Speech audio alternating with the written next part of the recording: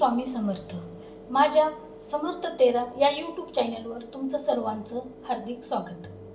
मित्रांनो, आज मी तुम्हाला श्री स्वामी समर्थाचा एक अनुभव तुमच्यासोबत शेअर करणार आहे।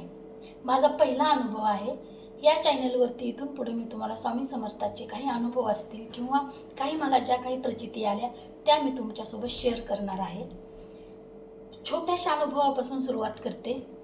मला 2 मुलं आहेत। त्यातील माझा मोठा मुलगा इयत्ता 7वी मध्ये शिकतो।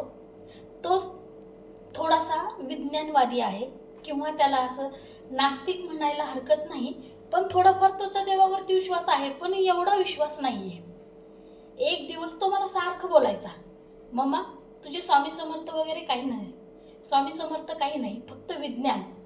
त्याचा आणि माझी सारखी नोकझोक ह्या विषयावरती होत राहायची।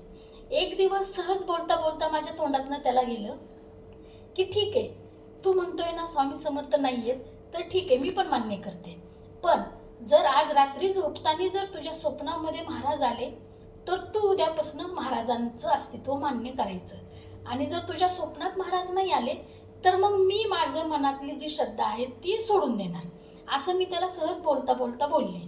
रात्री 9ची वेळ होती। 9ची वेळ आम्ही असं बोलणं झालं आणि रात्री मग आम्ही झोपी गेलो। रात्रीच्या 1 वाजता अचानक माझ्या कानावरती शब्द आले, मम्मा मम्मा उठ उठ। मी घाबरून उठले, म्हणलं एवढ्या रात्रीचं कोण आवाज देतोय। उठून बघते तर माझा मोठा मुलगा उठून उभा राहिला आणि लाईट लावून माझ्या तोंडाकडे बघत होता आणि मला सांगत होता की मम्मा महाराज आले होते, मम्मा महाराज आले होते। मी म्हणलं बाळा कुठं महाराजाला पाहिलं, तर मला म्हणला मम्मा तुझ्या मागे उभे आहेत महाराज।